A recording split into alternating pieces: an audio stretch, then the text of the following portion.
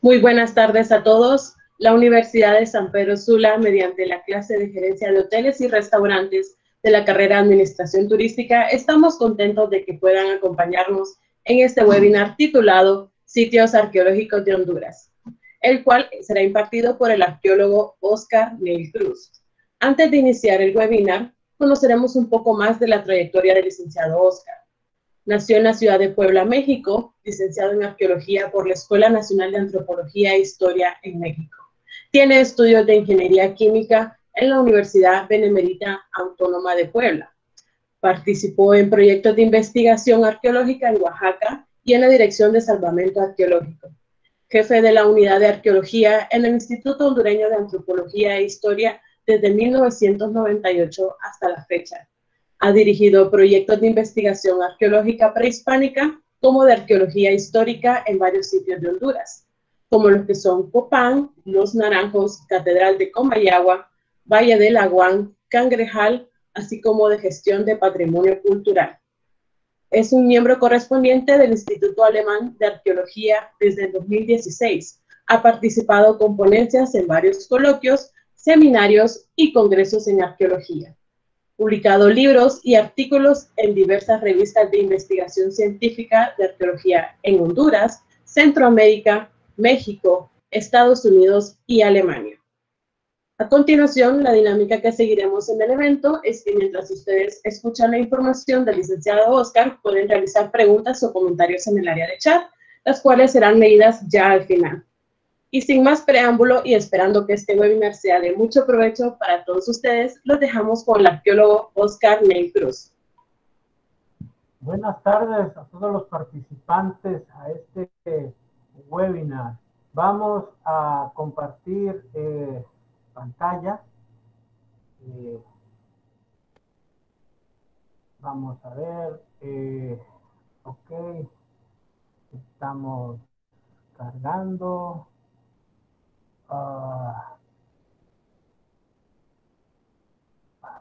Permítanme, a ver si tengo un problema para cargarlo.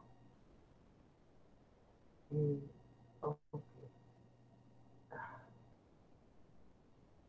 No me aparece la otra opción. Bueno, aquí, perfecto. Bien. ¿Están observando la presentación ya? Sí. Perfecto, qué bueno. Bueno, pues iniciamos en esta tarde en el cual vamos a tratar el tema de la arqueología prehispánica en Honduras. Realmente Honduras es un sitio arqueológico per se, lo han dicho muchos investigadores nacionales y extranjeros, dado que la riqueza arqueológica en el país es una riqueza muy importante. Como bien lo saben, la ubicación de Honduras en el Istmo Centroamericano es una ubicación privilegiada, dado que casi comparte con Nicaragua el centro de Centroamérica, ¿verdad? Es una tierra cruzada por ríos, montañas, ¿verdad? Y diferentes lagos, digo lagos, incluyendo también a Nicaragua, ¿verdad? Y lo que más conocemos de el mundo prehispánico cuando se nos oye hablar de él es inmediatamente el área maya. Pero, sin embargo, vean en este mapa lo que corresponde al área maya a los territorios del actual país de El Salvador y Honduras. Fueron ya territorios periféricos de la cultura maya, siendo precisamente Copán en el occidente de Honduras o en el oriente del área maya como el sitio más grande e importante relacionado a la frontera maya con los grupos indígenas no mayas que abarcaron la totalidad del país. Estamos observando que es un porcentaje realmente, comparándolo con todo el territorio nacional, de un 10-15%, ¿verdad? ¿Qué significa esto? Que la mayoría del país estaba poblado por grupos indígenas, culturas no mayas, teniendo en cuenta que en Honduras existe la interacción y la frontera de dos áreas culturales, el área mesoamericana hacia el noreste, noroeste, perdón, hacia el norte, pues, del país, hacia el noroeste, y teniendo el área intermedia en el noreste y también en el sureste. Estamos observando en este momento, en este mapa, donde donde están ubicadas el área mesoamericana y el área intermedia. ¿Qué significa esto? Que en el área intermedia existieron otras culturas muy diferentes al área mesoamericana. El sitio más representativo, la cultura más representativa del área mesoamericana es sin duda Copán. En este mapa que estamos observando, que realizamos conjuntamente con el National Geographic, vemos los puntos que tenemos encerrados en círculos rojos, son algunos de los sitios arqueológicos que cuenta el país. Es decir, son los más grandes, los más representativos o los que más han estudiado.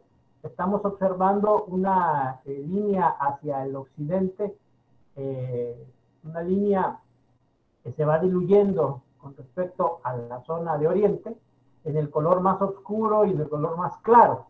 El área intermedia en el oriente del país y el área mesoamericana en el oriente del país, en el occidente del país, y todos los sitios arqueológicos que, como les repito, están relacionados a esto. Para dar una contextualización de estos mapas, realizamos este mapa colocando estos sitios con sus nombres y algunos de los objetos más representativos de cada uno de estos sitios, que representan en sí culturas distintas. Observamos en el occidente, donde está Copán, donde está el Paraíso, donde está Río Amarillo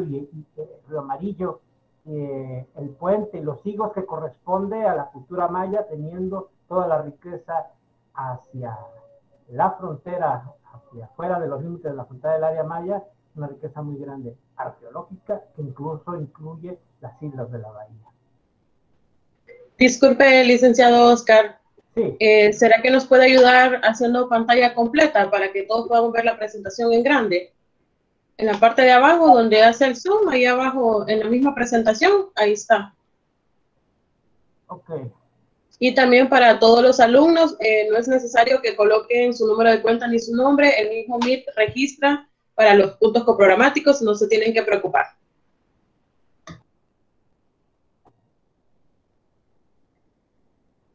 Okay.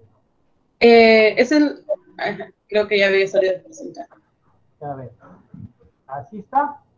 Porque yo ya le había puesto pantalla completa a la presentación de PowerPoint, es lo que se está refiriendo, ¿verdad? Sí, así mero, licenciado, para pantalla completa. Ah, perfecto. Así la puse desde un principio, no sé qué problema hubo, pero bueno. ¿Ya la están viendo completa? Todavía no se ve el mapa de Honduras, pero se ve en pequeño y vemos toda la información del PowerPoint. Okay, aquí hay un problema entonces, miren. Aquí tengo mi presentación de PowerPoint, ¿verdad? Aquí cuando ven las miniaturas, en la parte de la izquierda, le doy a lo que es pantalla completa, ¿verdad? Presentación con diapositivas. Ok. Vamos a ver. Se supone que ahí tendríamos que tener la pantalla completa. Yo en mi computadora la estoy viendo completa. Sí, yo creo que debe ser un problema del Meet, licenciado, pero si gusta, continúe así, no se preocupe. Perfecto, perfecto. Ojalá se resuelva, ¿verdad? O podemos hacer que deje de presentarla y me vuelvo a entrar, o me como mucho el tiempo haciendo esto. Como usted guste, la verdad, no se preocupe, podemos continuar así. Bueno, muy bien. Entonces tenemos pues ahí el mapa representativo de los sitios. Cada uno de estas áreas culturales, o de toda en general de lo que es Mesoamérica y el área intermedia, tienen periodos o fechas relacionadas en el tiempo, desde lo más antiguo, que es el arcaico paleoindio, con una fecha del 1200, 2000 antes de Cristo. Estoy hablando ya de fechas correspondientes a investigaciones, a fechamientos, ¿verdad? Después pasamos al periodo preclásico, clásico temprano, clásico tardío y posclásico. Esto es una periodización ideal. Sin embargo, antes del paleoindio sabemos que tenemos al menos un sitio con un asentamiento del 12.000 antes de Cristo. Esto correspondería a una fecha anterior a el 2000 antes de Cristo. Sin embargo, pues el sitio relacionado a esto parece ser que solo es este el que tenemos en Honduras. No tenemos otros sitios así de antiguos, ¿verdad? En el área intermedia también hay 3 fases culturales que hasta el momento se están tomando como sitios, como periodos para distribuir el tiempo en el área intermedia, que es la Cuyamel, el periodo Cuyamel, que es más temprano.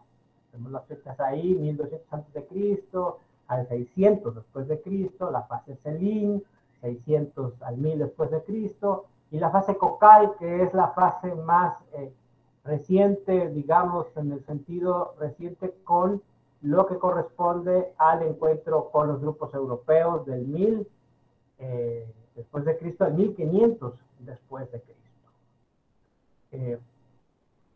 Y el periodo Pleistoceno. El periodo Pleistoceno realmente está relacionado con restos de megafauna que se encuentran sobre todo en el centro y el occidente y suroccidente del país, relacionados a una especie muy común para Centroamérica, que es un mastodonte. Estamos viendo la imagen del animal, y el descubrimiento que se hizo aquí en el estacionamiento de la Corte Suprema, aquí en la ciudad de Tegucigalpa, hace un par de años, ya casi una década, ¿verdad? Y bueno, pues en su momento pues hubo mucho revuelo porque se pensaba de que no había evidencias así de megafauna en el país. Realmente hay muchas evidencias de megafauna. Esto es paleontología totalmente. Se diferencia de la arqueología porque la paleontología entra ya más a lo que corresponde al reino natural, de las ciencias naturales, de la biología y del comportamiento de los animales, que en la parte cultural se corresponde enteramente a nuestro comportamiento como seres humanos y el entorno que nos rodea. Sin embargo, el Instituto Hondureño de Antropología e Historia también regula el patrimonio paleontológico.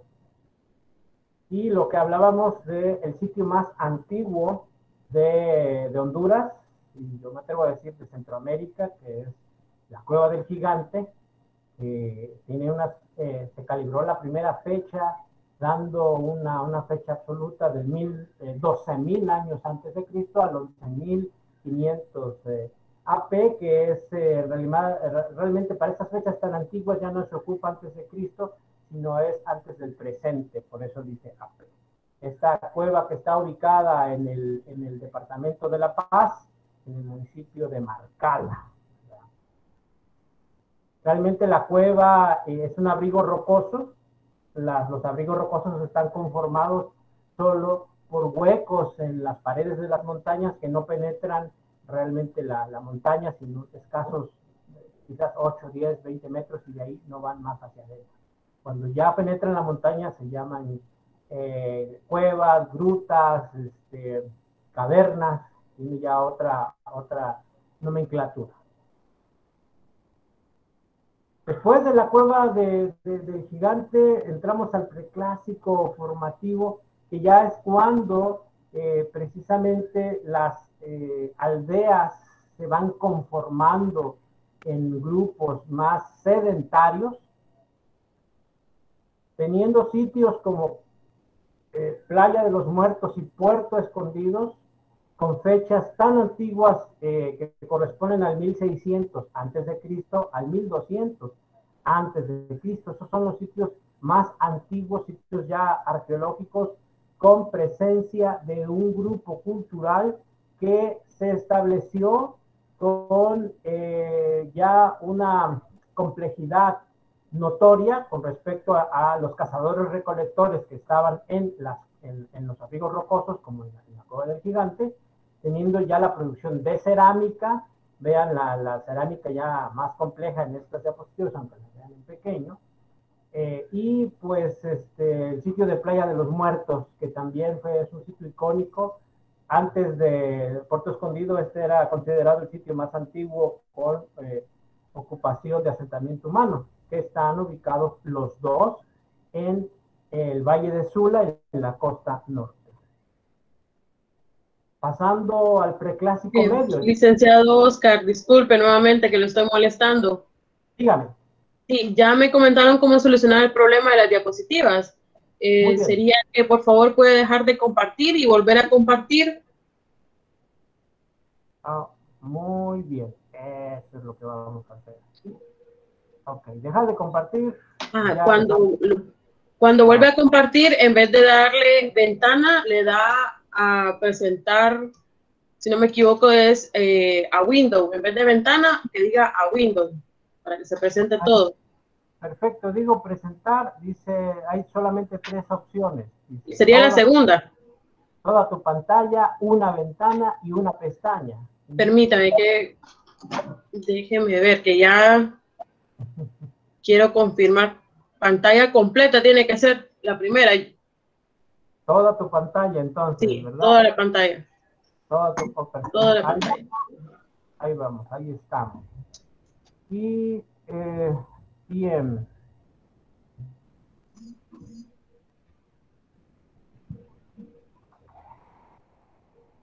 Nuevamente recordándole a los jóvenes que no es necesario que coloquen su nombre ni su número de cuenta. El Google Meet automáticamente verifica quiénes son los que entraron para los puntos coprogramáticos, no se tienen que preocupar. No sé si ahora sí ya la están viendo completo. Hoy sí lo estamos viendo completo, licenciado. Perfecto. Listo, muchas gracias. Bueno, entonces, después de estos impases de la tecnología, afortunadamente pues tenemos un excelente equipo atrás de nosotros, si no sería muy complicado. Dejando el preclásico temprano, entramos al preclásico medio. Recuerden que realmente son 3 periodos para la zona mesoamericana, que es el preclásico, el clásico y posclásico. Estamos ahorita viendo el preclásico.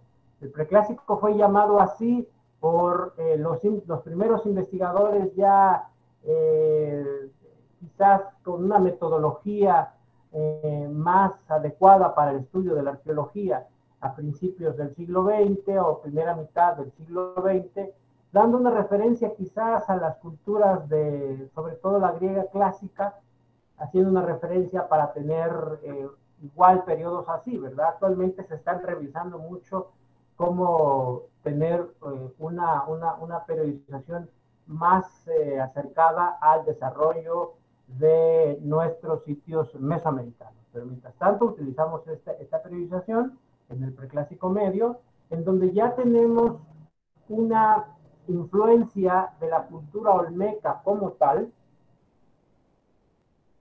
con los rasgos bien característicos de esta cultura presentes en muchos asentamientos o sitios actuales arqueológicos ubicados en el territorio de hoy Honduras. Quiero aclarar que la gran mayoría de las fotografías que estamos presentando son de objetos arqueológicos de Honduras o localizados en Honduras y de sitios arqueológicos del país. Cuando no sean del país, yo les voy a indicar que son de otra cultura y solo es por referencia. Aquí estamos observando 2 estatuillas, una estatuilla de la más grande, que es, las 2 están en posición sedente, que fue encontrada en la cueva de Hato Viejo, en Olancho. Y la otra estatuilla, que es un poco más pequeña, fue encontrada en Copán, en el sitio arqueológico de Copán. Parece ser que en el sitio en el asentamiento de las sepulturas, como parte de una ofrenda funeraria. Una es de jadeíta, la de Copán, y la de Olancho de Atoviejo es de serpentina, una piedra distinta a la jadeíta. Pero estos rasgos son completamente olmecas, de la cultura olmeca, que es considerada como la cultura madre o la cultura civilizatoria que crea el concepto de cultura mesoamericana. Y estos otros ejemplos de piezas olmecas encontradas, las dos en la costa norte, parece ser en el valle de Sula, desgraciadamente son de saqueo, muy cercanos a la Lima, a los campos de la Lima. Se encontraron estas dos figurillas, también de jadeíta, y la otra parece ser de serpentina, manufacturadas desde la zona central de los Olmecas, ubicadas hoy entre el estado de Tabasco y el estado de Veracruz, en el Golfo de México. Y esta cerámica también con motivos propiamente olmecas, muy posiblemente importada de la zona olmeca, encontrada en el mismo yacimiento de las sepulturas en Copanruina. Y placas como esta, que tienen esta simbología, este esgrafiado olmeca también, localizada en las excavaciones de rescate arqueológico en lo que hoy es la presa del Cajón, en el sitio de Salitrón Viejo.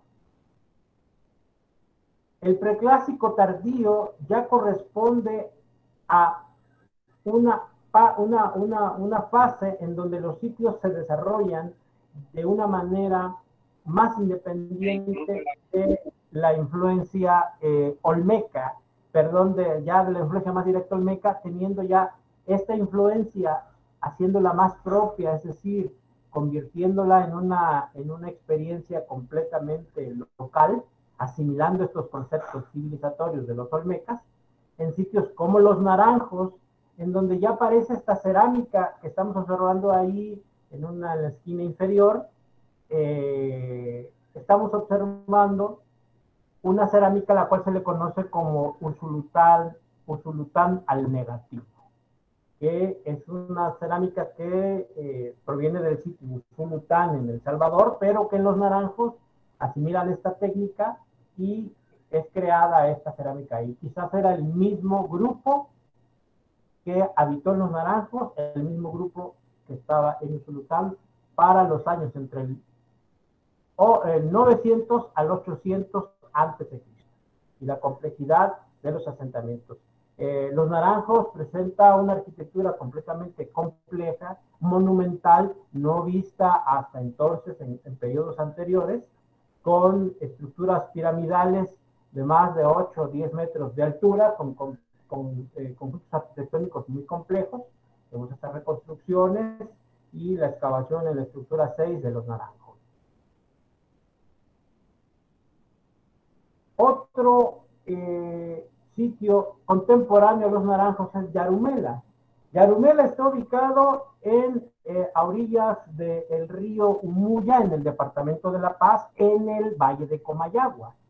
Muchos piensan que Yarumela pertenece al departamento de Comayagua y no, pertenece actualmente al departamento de La Paz. Y es un sitio igual complejo, monumental, muy parecido a Los Naranjos, con una de las estructuras más altas en el mundo mesoamericano para lo que corresponde a Honduras, lo que se le conoce como la estructura 101 o Cerro de David, que estamos observando en la anterior diapositiva. Otra de las estructuras que me faltó mencionar, que es grande también, que mide alrededor de 30-35 metros de altura, es la estructura 1 de Los Naranjos, que estamos viendo en esta diapositiva, en el recuadro superior.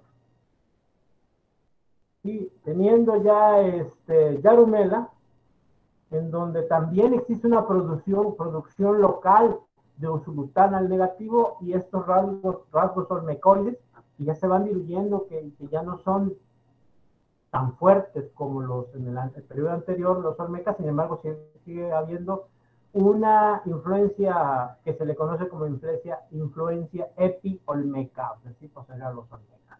Y la complejidad de este centro ceremonial, de este sitio arqueológico, que conocemos.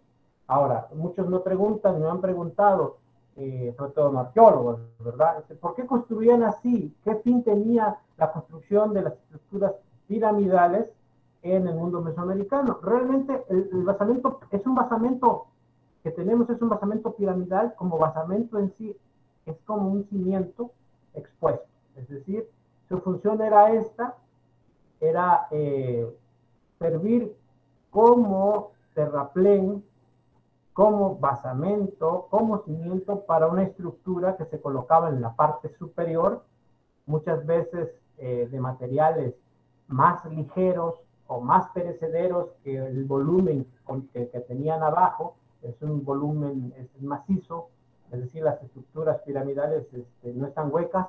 Sin embargo, lo que está arriba pues eran cuartos, eran cresterías que sucumbían más rápidamente al paso del tiempo.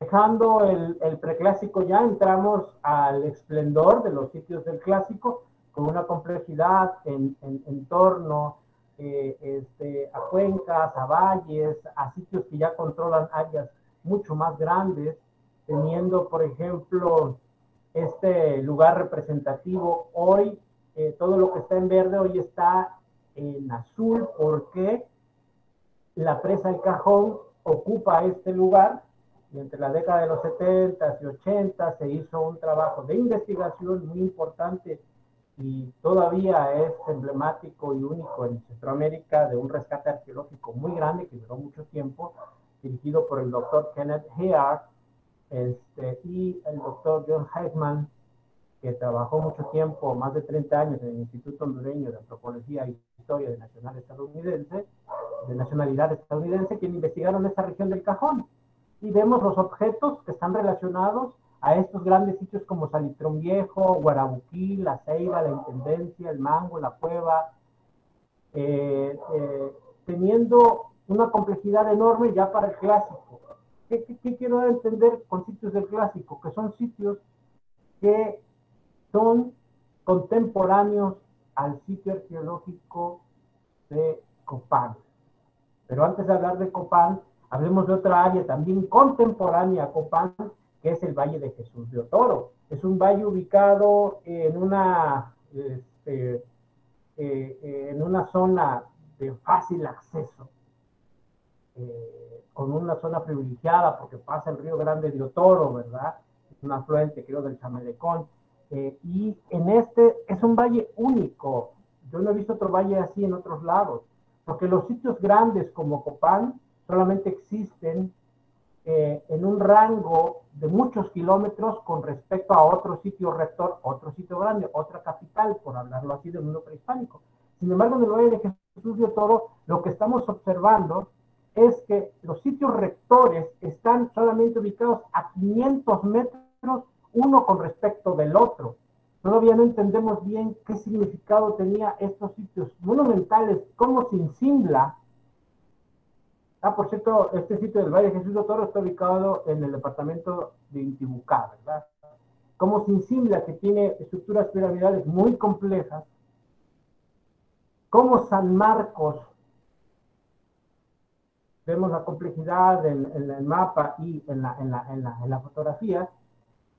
Antes de entrar a Jesús San Marcos, estos sitios, como les repito, están separados uno de otro por 500 metros. O sea, normalmente tendríamos que encontrar este sitio arqueológico con respecto al otro sitio arqueológico en otro valle, en otra zona, y no uno pegado. Entonces, ¿cómo encontrar el sitio arqueológico de Copán y a 500, 600 metros otro sitio igual de grande que Copán en el mismo valle de Copán? Eso sería una cosa incomprensible. Eso es lo que está pasando en el Valle de Jesús de Otoro. Por cierto, este Valle de Jesús de Otoro no está ubicado ni en la Mosquitia, ni en una zona inaccesible, ni en una zona en donde haya alto conflicto, pero ha tenido muy poco interés en los investigadores y solamente ha habido un solo proyecto de investigación arqueológica que por los sucesos del 2009 no volvió otra vez a seguir con sus temporadas de trabajo, dirigido por la doctora Miranda Stockett y el doctor William Farland, de Estados Unidos. Entramos al clásico medio. Este es el clásico temprano. Todavía Copán está en sus comienzos, todavía no es aquel sitio tan importante como lo fue en el clásico medio, en donde este personaje conocido por su glifo, por su nombre, conocido como Yaxcucmó. El glifo se lee en su tocado, lo que tiene encima de su cabeza, que es una guacamaya, ¿verdad? Y el signo, el glifo verde, que es Yax. Sabemos que Mo corresponde a la palabra maya para guacamaya, que es Yaxcucmó. Ese es el nombre, el papagayo, el sol papagayo, en fin, hay muchas interpretaciones de su nombre, ¿verdad? Jade, verde, papagayo, en fin, ¿no? Los epigrafistas se pelean por dar una interpretación, pero sabemos ya por el desciframiento que corresponde al gobernante, que esta fecha que tenemos ahí, que remarqué que es la fecha 6 Caban 10 Mol, corresponde a la fecha de ascensión del último gobernante de Copán, conocido como Jacques Passat, que lo tiene enfrente en el altar de Copán, ¿verdad? Y en el clásico medio es donde inicia Copán con la fundación de su dinastía con Yaxcucmó, teniendo para el clásico tardío el esplendor de Copán que todos conocemos y nos maravillamos cuando vamos al sitio. Todo lo que vemos en superficie, la mayoría corresponde al clásico tardío, y que fue, digamos que, mandado a construir por el 13º gobernante, conocido como 18 Conejo. Mire, aquí estamos observando la foto, la diapositiva, donde está Yaxcucmó entregándole el poder al 16º gobernante, Jacques Passat, en la fecha que estamos marcando. Y la escalinata jeroglífica. Quizás muchos no sabíamos, o muchos no sabemos, o no nos había quedado claro cómo es que Copán en 1981-82 fue declarado Patrimonio Cultural de la Humanidad. Fue declarado por la escalinata jeroglífica como monumento único en todas las Américas, ¿verdad?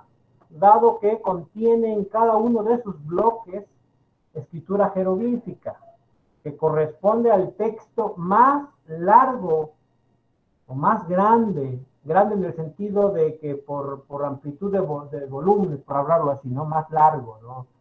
Del Nuevo Mundo. El desciframiento de la escalinata jeroglífica actualmente nos está revelando que es igual a dinastía cronológica de todos los gobernantes de Copán hasta el 15º gobernante. El último gobernante ya no agregó más escalones a la escalinata porque ya estaba construida, ¿no? Y es el gobernante que está enfrente de la escalinata, el 15º gobernante.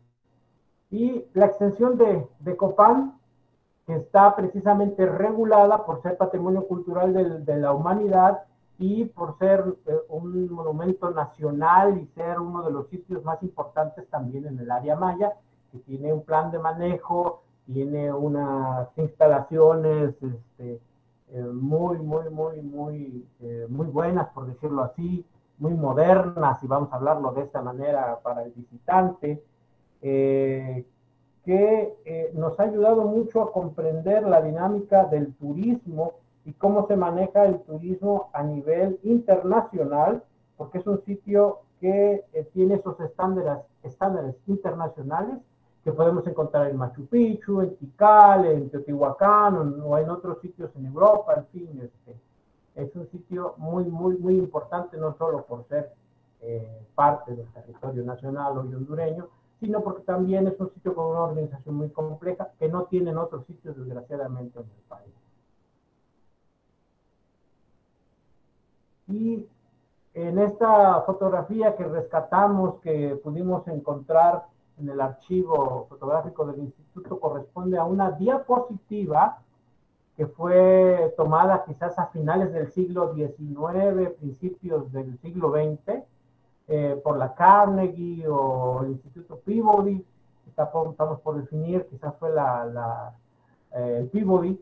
¿Cómo encontraron los primeros exploradores, investigadores Copán a principios o a finales del siglo XIX? Vean la diferencia que existe, porque hay un proceso de restauración de Copán, de incluso reconstrucción de algunas estructuras para poder darle al público una interpretación más directa del pasado prehispánico. Así ustedes lo verán como un monte, muy glorioso, muy grande, muy Copán, pero así es un monte, ¿verdad? Solo le quitaron la vegetación, desviaron el río, y lo que tenemos ahí entonces es precisamente el desmonte de Copán antes de cualquier intervención arqueológica que se hiciera posteriormente y antes del desvío del río. También, no solamente Copán existe en este valle, sino está el sitio arqueológico de Río Amarillo, otro sitio maya también, que fue periférico a Copán y tributario de Copán,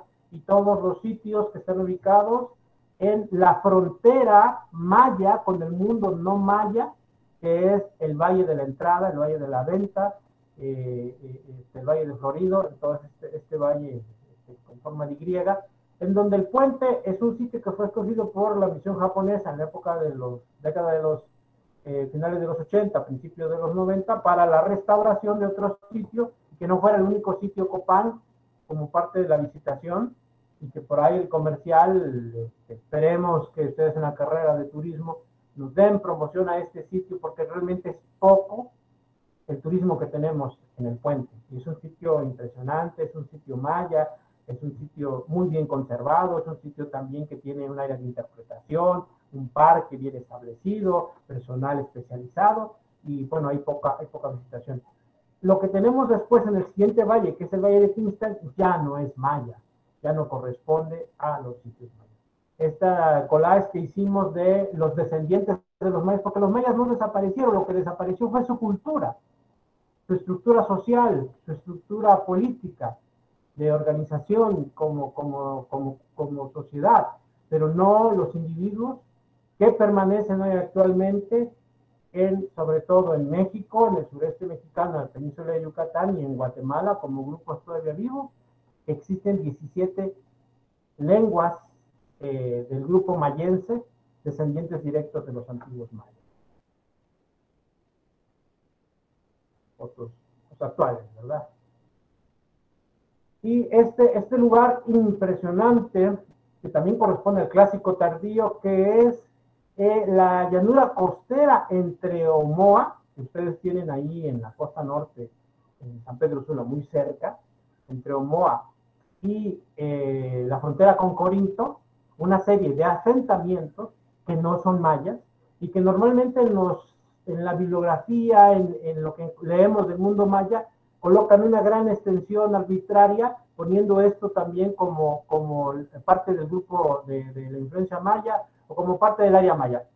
No es maya, y la frontera entre el mundo maya para esta zona es el río Motagua. Del río Motagua hacia Guatemala es maya, hay sitios mayas bien reconocidos por varios investigadores, pero desde el río Motagua hacia la zona de Honduras no se había investigado. Tuvimos la fortuna de hacer un recorrido en esta zona y descubrir varios sitios como La Peseta, como Chachahuala, como Los Cebos, los sitios que están aquí puestos, en donde descubrimos que no eran mayas, la arquitectura no es maya, no hay artefactos mayas, son otras culturas, es decir, ahí estaba la frontera de este mundo.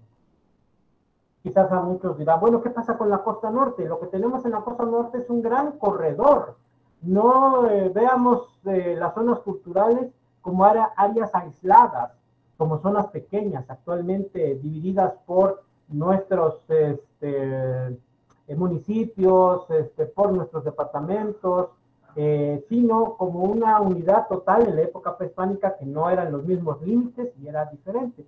Parece ser que el corredor norte, que estamos presentando aquí en esta diapositiva central, ubica una serie de características de sitios arqueológicos o de ubicaciones de una homogeneidad cultural relacionadas con el polícromo Ulúa, con el polícromo Yohoa, con el polícromo encontrado en Comayagua, con este mismo tipo de características incluso en su arquitectura, teniendo en el sitio de Travesía como el sitio rector de toda esta zona muy grande, muy amplia, que actualmente es la vía más importante de comunicación en el país. Desafortunadamente el sitio de Travesía desapareció por obras de nivelación para las cañeras en la década de los 70, era otra época, y bueno, lo que quedó de él es una cosa muy pequeña del sitio, parece que es el núcleo nada más de unas cuantas estructuras que todavía están en pie, pero la mayoría del sitio, que era un sitio, digámoslo así, primeramente, en primer lugar teníamos Copán, y en segundo lugar este sitio de travesía, para que vean la importancia y lo grande de este lugar. Sin embargo, tenemos otro sitio conservado también en el Valle de Sula que se llama Corrusté, hablando de travesía, Corrusté, que es un parque arqueológico que trató de ser parque, pero otra vez por los procesos de 2009 se pararon muchas cosas, y está nada más como para volver otra vez a reactivarlo, y el sitio de Corrusté que está rumbo a las lagunas de Ticamaya, ¿verdad? Pueden visitarlo también. Travesía, que volviendo a hablar, que Travesía fue un sitio de redistribución de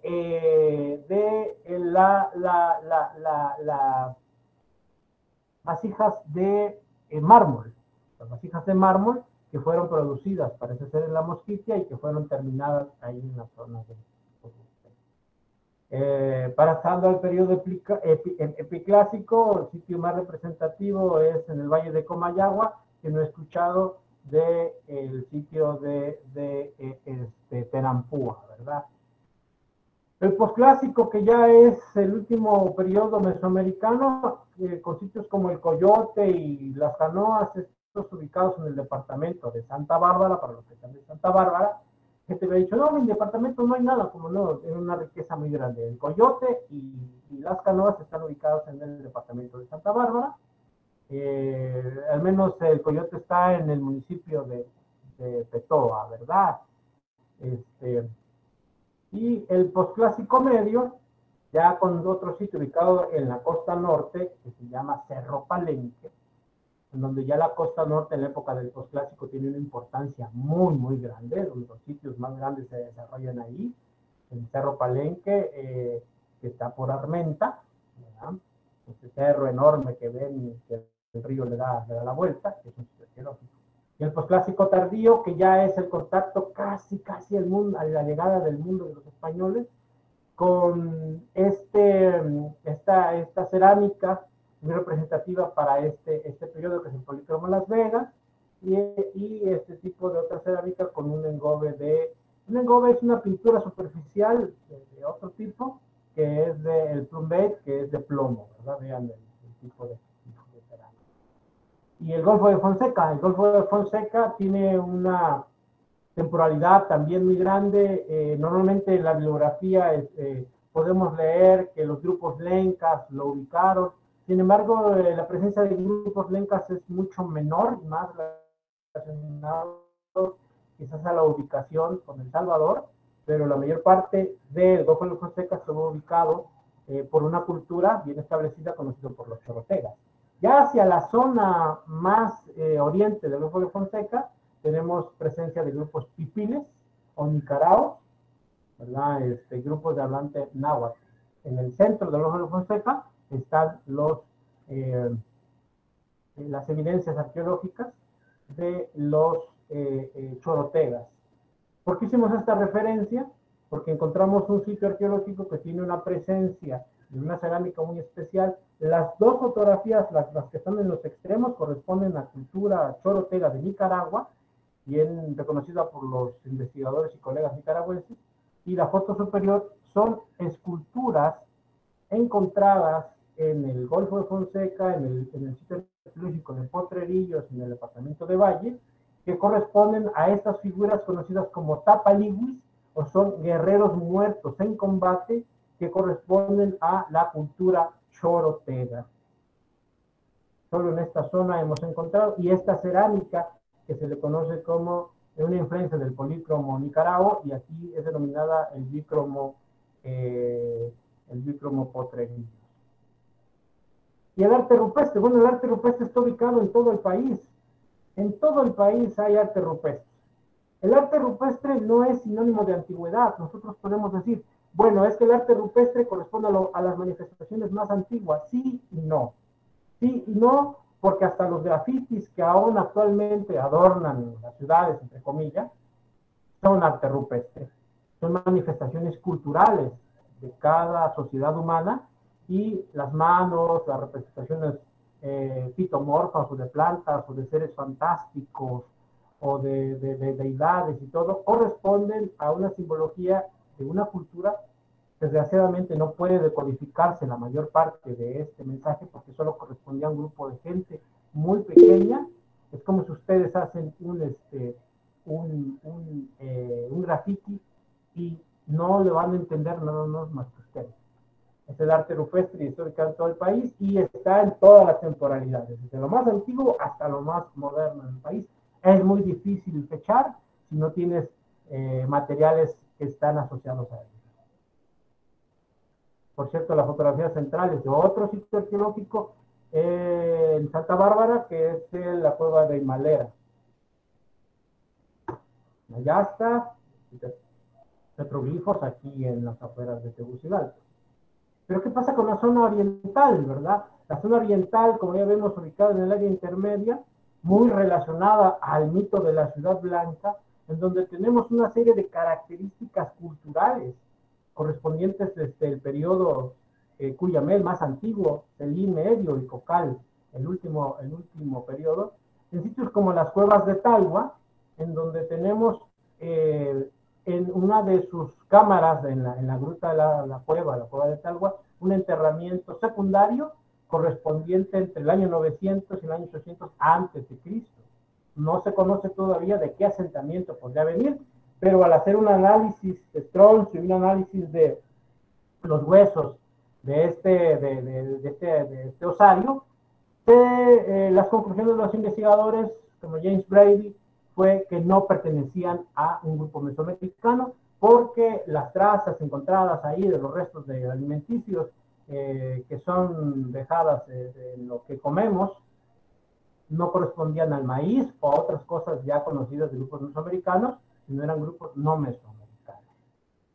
En esta cueva, en la cueva de Atoviejo, en una cueva datada por la cerámica en el año 1200 después de Cristo, se encontró las fotos de la cueva en esa oquedad, esta estatuilla que ya habíamos presentado, que corresponde a una estatuilla olmeca. Quiero hacer un énfasis en esto, porque gracias a que no fue una estatuilla saqueada, se pudo determinar que era olmeca, encontrada en la cueva de Atoviejo, y que por lo tanto es patrimonio cultural de Honduras.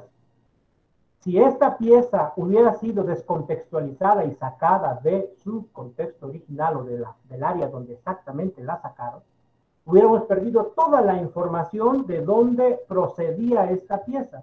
¿Qué tan importante eso? Es sumamente importante, porque al perder la información, lo que nosotros hubiéramos hecho es decir, tenemos que regresar esta pieza a México, porque es una pieza olmeca y solo fue elaborada por los olmecas en época de los olmecas y que fue traída aquí por saqueo, por toda la información que perdimos.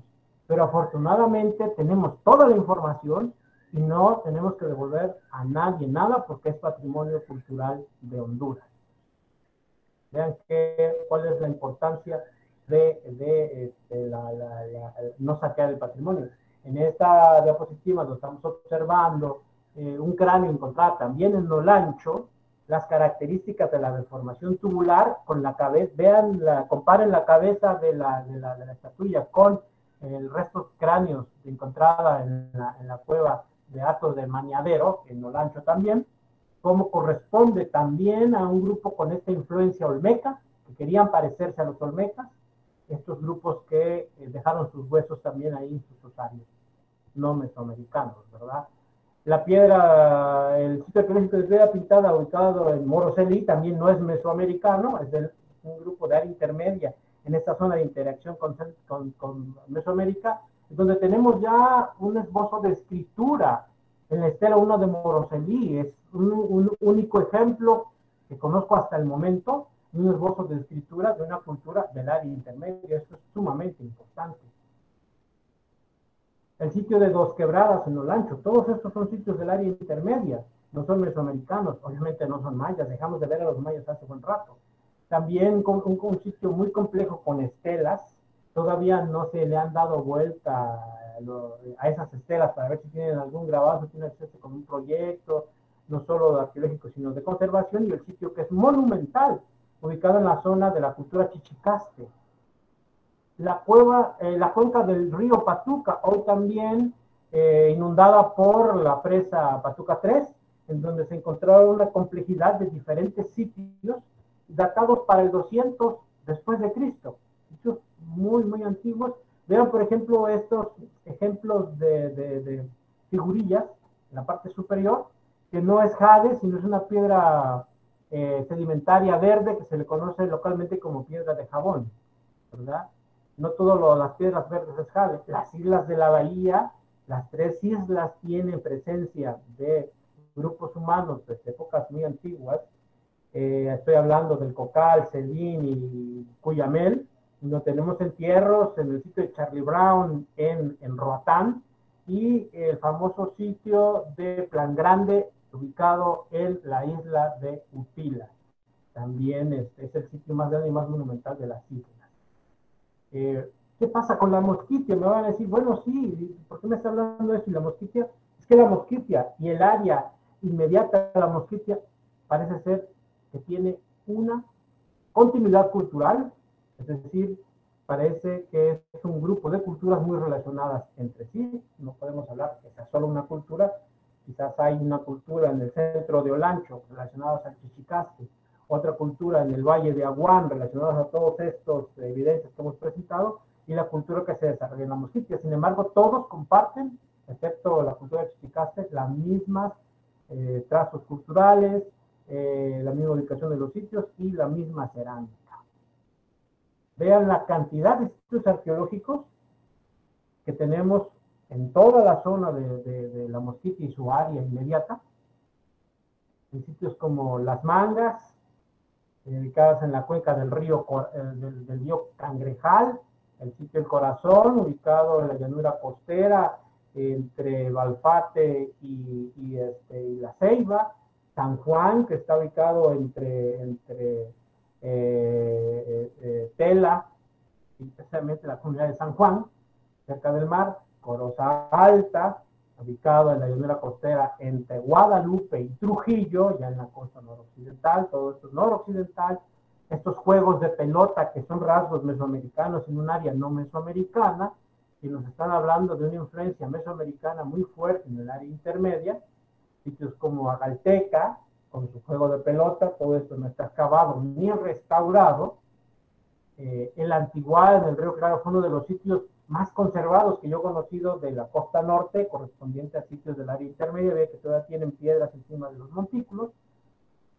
Santiago, muy cerca entre Tela muy cerca del mar, entre Tela y La Ceiba, ¿no? Este sitio que tiene estas características. Río María, vean la característica de los mapas, son muy parecidos, es decir, es una continuidad cultural, era la misma gente la que estaba quizás ahí. No me pregunten qué cultura es, porque arqueológicamente es muy difícil dar nombre o identidad definitiva a un grupo humano ya extinto con muy pocas investigaciones a la par. Los mayas tienen más de 100 años de ser investigados, y al principio, cuando los investigadores llegaron a investigar a los mayas, decían que eran fenicios, que eran de las 12 tribus de Israel, y un montón de cosas muy extrañas, porque no se sabía realmente más de los mayas. Sitio de Yaruca, ubicada ahí en la cuenca del Cangrejal, Ciudad de Negros, ubicada en Olanchito, a las afueras de Olanchito, el departamento de Lloro, está actualmente, ¿verdad? En la cancha, en la parte central de los montículos. Los montículos son ocupados como gradas, ¿no? Río Negro, en Pisigire, ya en Olancho, en la parte esta de Olancho, más hacia el fondo del valle de Atacama, más hacia el norte, y Chulacoyoro. Chulacoyoro es un sitio mesoamericano, pero es el sitio que une el área mesoamericana hacia el oriente y el área mesoamericana hacia el occidente. Es el sitio como que está a la mitad, es el sitio como de parteaguas entre sí. Es un sitio muy monumental en su lapón, no está investigado. Solo se han hecho pues algunos mapas, se han hecho unas caminatas, pero nunca se excavado. Y lo que hablamos de la continuidad cultural, vean estas tres rocas, estas tres piedras labradas, uno en la finca Jericó, la parte superior, otro en las piedras ubicados cerca de la comunidad de Tambo Creek en la costa norte y en Coroza Alta, cercano a Trujillo, tienen las mismas características en tres áreas alejadas, distintas, que están hablando de la misma continuidad cultural, el mismo grupo, con una misma identidad que están elaborando este tipo de cosas. Ya vamos a terminar. La mosquitia, vamos a entrar al punto central de la mosquitia. La mosquitia con esta exuberancia. Quiero dejar esta perspectiva aquí, porque la idea que tenemos de la mosquitia es que esta zona enorme, vasta, gigante, no hay nada ahí, solo ven árboles, animales, naturaleza, y eso es todo. Ríos, lagunas. Pero sin embargo, en esta área, hoy, una reserva muy grande en la mayor parte de Centroamérica, la mayor grande de Centroamérica, y que desafortunadamente cada día se está perdiendo más por la deforestación, existió un grupo cultural que se asentó en esta zona. La diapositiva de abajo corresponde a un sitio que se llama Laya Sagni o Río Toaz, que en su momento la gente de Río Toaz le denominó la Ciudad Blanca. Esa es la Ciudad Blanca, no la que acaban de descubrirnos. Tienen esta característica, tienen esta forma. Este que ya me pasé, pero ya vamos a terminar. Las crucitas de Anner, que fue descubierta en la década de los 90 en una zona inexplorada. Los que llegaron ahí primeramente fue una travesía gigante, los hicieron ahí y por helicóptero. Este también sitio se le conoció en su momento como la Ciudad Blanca. Ok. Actualmente está deforestado. Y la Ciudad del Jaguar, o T1, que es el descubrimiento reciente de 2015, en donde a través del LIDAR y todo esto que se conoció a través de los medios, se encontró con la interpretación del LIDAR un sitio muy grande. 3 veces más grande que Copal, entonces eso no es cierto, ¿no? Es un sitio grande, muy grande como las cositas y los demás sitios que hemos visto. Lo que hicimos fue llegar al lugar y encontrar esto en superficie, que son los metates muy representativos que son en toda la mosquitia y este tipo de vasijas grabadas y todo que hay en todos lados, ¿no? Tengo la fortuna de Alemania, tengo la fortuna de esta foto icónica que me tomaron a mí ahí para el National, para que evidencien y pues ahí está la interpretación que hicieron del sitio, que lo más notable de esto estaba intacto, no estaba saqueado y quizás desde el momento que fue abandonado nadie había llegado a este lugar. Pero aquí en esto me quiero detener para mencionarles que si vemos ese círculo ahí, decimos, bueno, ok, esa es la Ciudad Blanca, en todo lo demás no hay nada. Realmente estos son los sitios arqueológicos los más grandes que tenemos localizados en la zona de la Mosquita y su área inmediata. Vean, no es uno, ni dos, ni tres. La doctora Gloria Lara dice Ciudad Blanca o ciudades blancas, porque hay muchas. Y en conjunto, todos los sitios arqueológicos del país, los más grandes, vuelvo a decir, no son todos, que se han podido investigar. Hay áreas, zonas como el centro del país, de donde está la ND y la U de Honduras, que nadie ha caminado por ahí, ¿verdad? El nombre de la mayoría de los sitios, muchos vistos aquí, en todo el país, mapa representativo, ya contextualizamos todo lo que estamos hablando, y el entorno natural que acompañó a todos estas culturas hoy extintas y que actualmente tenemos que cambiar nuestra cultura para difundir precisamente que la conservación cultural va de la mano de la conservación del patrimonio natural. Es que ahí adentro hay un montón de ruido, pone mucha música. Gracias. Permítame, licenciado Oscar. Elías, disculpe, ¿será que puede silenciar su micrófono? Que no podemos escuchar al licenciado Oscar. Sí, es que este es de Honduras. Sí, un momento. A ver, ¿cómo? Ahorita entro. Micrófono. Disculpe, licenciado Oscar, es que no podíamos escucharlo muy bien porque tenían un Sí, micrófono buenas encendido. tardes. Buenas tardes. ¿Sí me escuchan? Sí, ¿podría silenciar su micrófono? Todavía Sí. estamos en la presentación. Ya lo Disculpe. encendí. Apágalo, Elías, apágalo. Ya lo apagué. Sí, se Un escucha. abrazo, Oscar. Saludos desde la Ciudad de México, desde el barrio de La Ena, aquí en Cuicuilco. Te estamos escuchando aquí, excelente exposición. ¿Sí nos podías hablar un poco sobre la arqueología de Comayagua, por favor? La Voy a arqueología de terminar, por Comayagua. favor, voy a terminar. No he ¿Saben? terminado, después seguimos con las preguntas. Sí, Sí, está al bien. final vamos a responder las preguntas. No se preocupe, Elías. Al Sí, final. gracias. Bueno, Gracias. vamos a concluir, ¿verdad? Les estaba yo hablando de que, bueno, toda esta riqueza arqueológica, no se nos olvide de que si hoy vemos mucha Vengo como en deforestación, 15 minutos, sí, muchas... es que me estoy hablando por teléfono. En 15 minutos. Disculpe, Elías, apague su micrófono, por favor. Sí, sí, ya lo. Ya lo apago.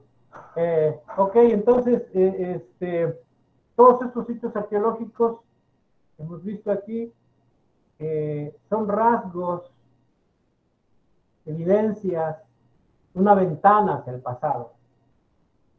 Los grupos indígenas vivían en armonía con el medio natural, se servían mucho de ellos, tanto así que lo llegaron incluso en muchas veces a divinizar.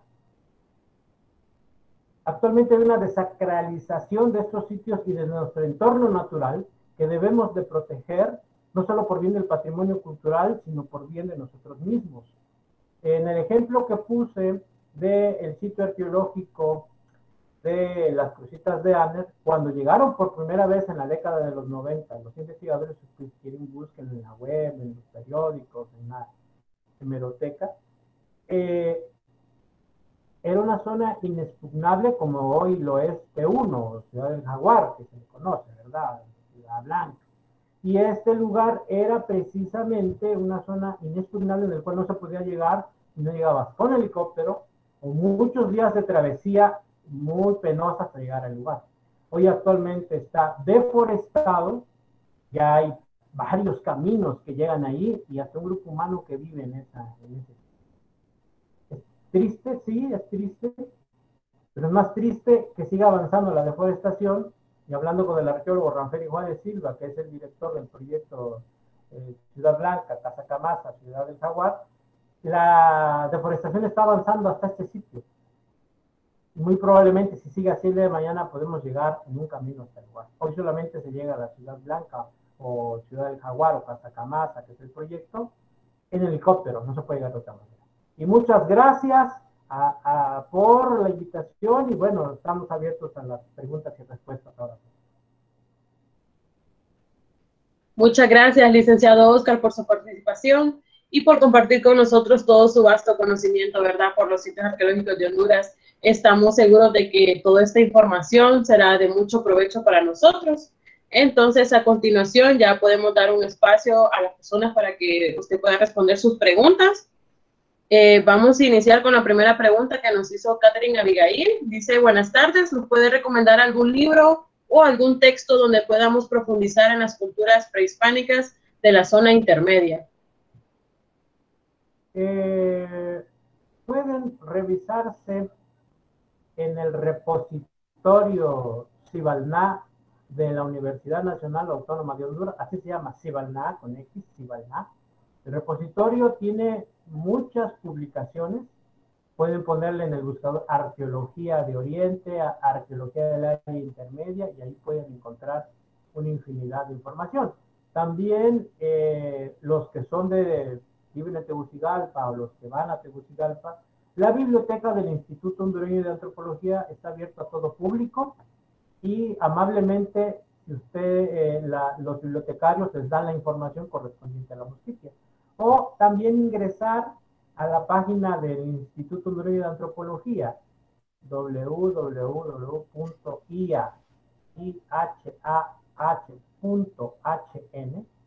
y buscar también el repositorio de las revistas Yaskin en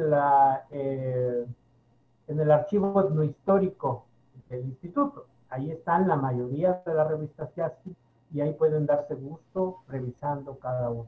Ahora, ya muy específicamente del área intermedia, para Roatán existen publicaciones viejas de la década de los 60. La mayoría de estos textos ustedes los pueden encontrar también en la red, buscando Jeremy Epstein, que es el investigador que estuvo mucho tiempo en la Mosquitia, en las Islas de la Bahía, también al arqueólogo George Heisman. Él tiene muchas publicaciones de esto, de la Mosquitia también y de la Intermedia. Hay un libro que se llama Los indios de Centroamérica.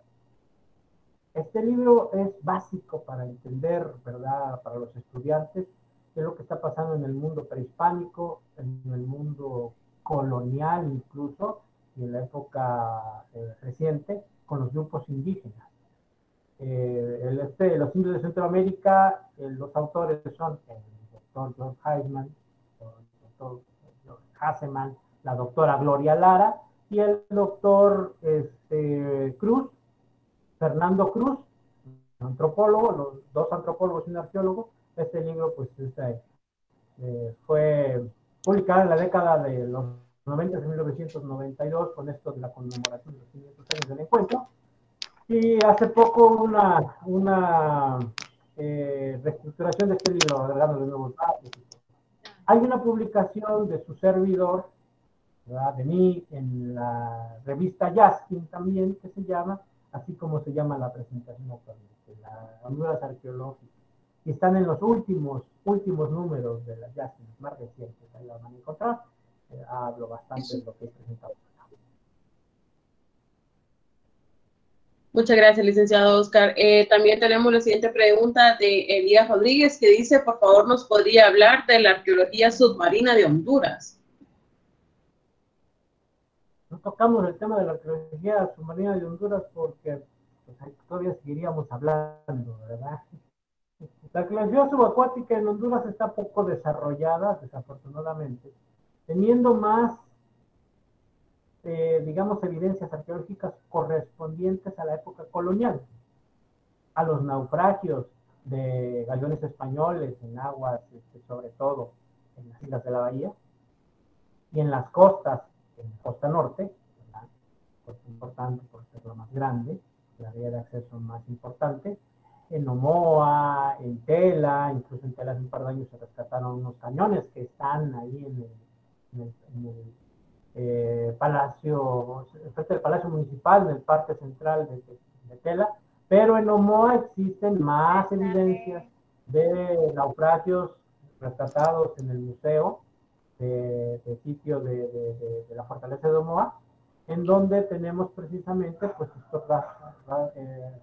restos arqueológicos de madera que está en proceso de conservación. En el lago Yohoa hicieron un par de inmersiones en la década de los 90, el doctor Hasseman y su equipo de trabajo, encontrando algunos rasgos relacionados con algunas ofrendas que tiraban al lago de parte de la gente que vivía en el sitio arqueológico de los Naranjos, algunos relieves que cuando sube el agua están debajo del agua y cuando baja pues se ven, ¿no? Es lo que podemos más referirnos. No tenemos más. Hay un naufragio por ahí que está por las Islas del Cisne. Y una pelea una vez por los límites con Honduras y aguas internacionales, que afortunadamente Honduras ganó, y que pues la Marina Nacional, el ejército, la Marina fue en rescate, no en rescatar, porque eso no se puede sacar así nada más, sino en ahuyentar a esos saqueadores y hacer una inversión y sacar los restos de los saqueadores son los valores, oro, piezas, no les importa el tamaño. Qué bonito les quedó. Sí, muchas gracias, licenciado Oscar. Disculpe, Sandy Minet Alemán, ¿será que puede silenciar su micrófono? Que le estamos escuchando. Con Sandy Minet, disculpe, le estamos escuchando. ¿Puede silenciar su micrófono?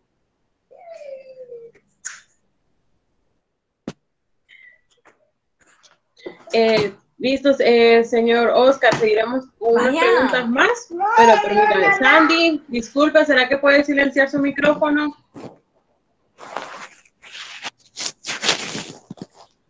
Sandy Alemán, ¿será que puede silenciar su micrófono? Amor, más allá, está muy cerquita. Uy, disculpas, licenciado Oscar, mire que al parecer ella no nos escucha. Sí, mire, continuamos con la pregunta de Idania Martínez, que pregunta, ¿se logró rescatar piezas de la represa de Patuca? ¿Cómo se puede impedir esa pérdida arqueológica de ahí en Patuca? Comenta ella.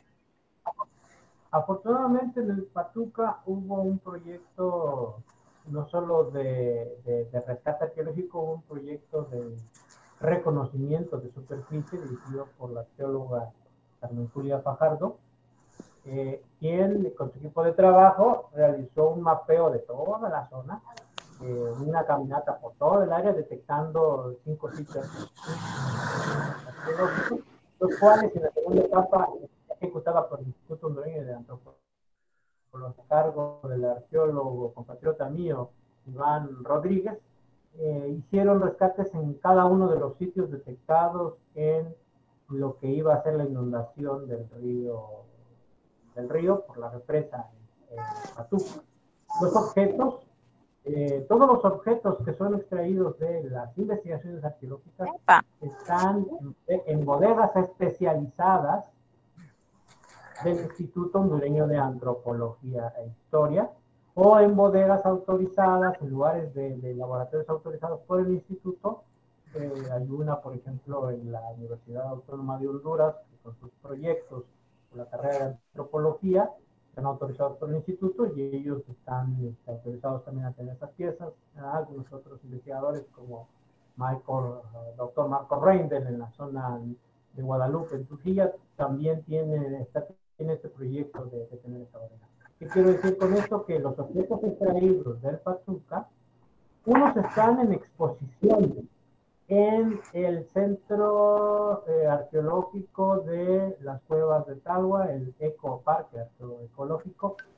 Miren que estoy también echando todos mis comerciales turísticos en su carrera de turismo, para que visiten Talgua.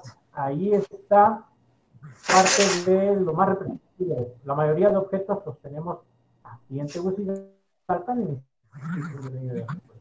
¿Cómo podemos evitar que una presa destruya sitios? Pues eso es muy difícil. Ejecutar un proyecto que va a tener un bien común para la población, como la generación de energía eléctrica, pues no puede pararse. Sin embargo, la ley para la protección del patrimonio arqueológico establece que el que va a hacer un proyecto tiene que pagar un rescate, tiene que pagar un estudio, si no, no hay autorización por parte de la institución, y rescatamos eso y vamos a los laboratorios y a los lugares establecidos especiales para tener los objetos y reconstruir la cultura. Sin embargo, una presa no destruye tanto un sitio, lo que hace realmente es conservarlo, por decirlo así, porque la fuerza de la inundación de las aguas no es como una inundación cuando llueve mucho, sino va subiendo gradualmente el agua y va cubriendo de agua el sitio, los montículos y todo eso, y luego lo cubre con un sedimento muy fuerte. ¿Qué significa esto? Las presas no son eternas. El día que las presas dejen de funcionar, vuelve otra vez el cauce nuevamente de los ríos a pasar por donde era su cauce antiguo, vuelve a bajar el nivel y el sitio va a estar ahí. Ay, sí, es mucho más grande, pero ahí va. Muchas gracias, licenciado Oscar. Aquí nos comenta también lo que es, permítame, lo perdí ahorita. Dice Eduardo Antonio, ¿qué nos puede decir de la zona arqueológica de Palenque en San Pedro Sula? Es un sitio, como pocos hay en Honduras. Normalmente los sitios arqueológicos, los asentamientos humanos en la época prehispánica en Honduras fueron casi la mayoría de ellos en los terrenos planos que nos daban los valles. En el Valle de Sula tenemos una inmensidad de sitios enormes por la amplia, que es el terreno plano más grande del país, y en casi todos los valles que hay en el país hay sitios arqueológicos. ¿Por qué? Porque por los valles, todos los valles de Honduras están irrigados por ríos importantes, por afluentes de agua. ¿Qué es lo que busca el ser humano siempre? Primero el agua. El agua como tal vez vía de comunicación, no a veces todos los ríos son navegables, pero no para navegarlo, sino el mismo río hace un cauce y tú caminas por el cauce del río y te saca a otro lado, ¿verdad? Es una vía de comunicación. Bueno. Y porque los cauces irrigan grandes zonas que las hacen muy fértiles. Encontrar un sitio arriba de una montaña no es común para Honduras, para otras regiones de Mesoamérica sí, en Guatemala, en México, hay muchos sitios que están arriba de las montañas, incluso no están en los valles, están arriba en las montañas, pero en Honduras no. Entonces tenemos dos sitios muy grandes en el país que están arriba en la zona montañosa. Uno es Tenampúa, que ha sido conocido a través de la bibliografía por mucho tiempo, Lunardi, haciendo dinamita, ¿verdad? Pero esas son otras historias de la época de los 30, eso da así hasta terror escuchar eso. Y Cerro Palenque es un sitio que está escalonado. Hay niveles, y cuando llegas a Cerro Palenque, los primeros niveles corresponden a los asentamientos de las personas de más alto nivel jerárquico en una escala social, dentro de una comunidad, ¿verdad? En Cerro Palenque tenemos eso, y conforme va subiendo el cerro tiene partes que han hecho planas los mismos grupos indígenas que estaban ahí y colocaron ahí en la topografía de la montaña del cerro su fortaleza, porque es fortificado naturalmente. Creo que Sandy por ahí no quiere apagar su micrófono. Entonces, en la parte superior están los yacimientos más importantes, posiblemente relacionados a los gobernantes de ese lugar. Al llegar a toda la zona superior, tienes una vista increíble de gran parte del valle. Esto nos habla quizás de que los que se asentaron en Cerro Palenque tuvieron conflictos muy serios con sus vecinos, y al asentarse en ese lugar tenías la posibilidad de observar de una manera como fortaleza quién se podía acercar de una forma, cualquiera que quería acercarse a Cerro Palenque, ya sea de una manera amistosa o no, podían ellos tomar en cuenta antes de que alguien los tomara por sorpresa. Y el río pega precisamente en una de las laderas de la montaña, el río Ulúa, el río Ulúa, y pega por una de las laderas de la montaña, haciendo un corte profundo en esta zona. Además, creo que siempre ha habido lagartos ahí, y todo es una zona inexpugnable, ¿no? O sea, tienen el agua, no están en una zona muy alejada, al interior de la montaña, donde no hay un triste río, un triste arroyo de nada, sino tienen una zona ahí. Eso es lo que es Cerro Palenque, y la mayor parte de sus vestigios son ya para la época del posclásico, entre el posclásico medio y posclásico tardío. Acordémonos que el posclásico tardío ya es la llegada con los grupos europeos, en este caso los.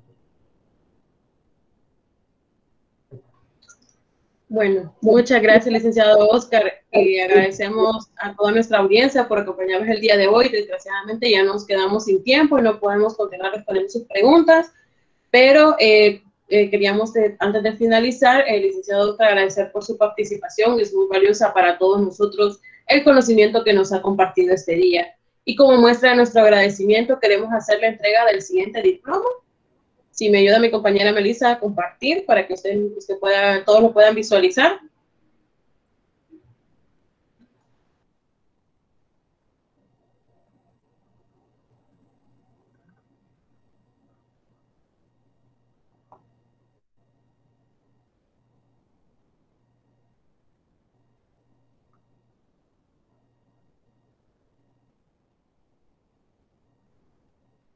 Vamos a ver que estamos teniendo un pequeñito problema, para ver si nos pueden compartir.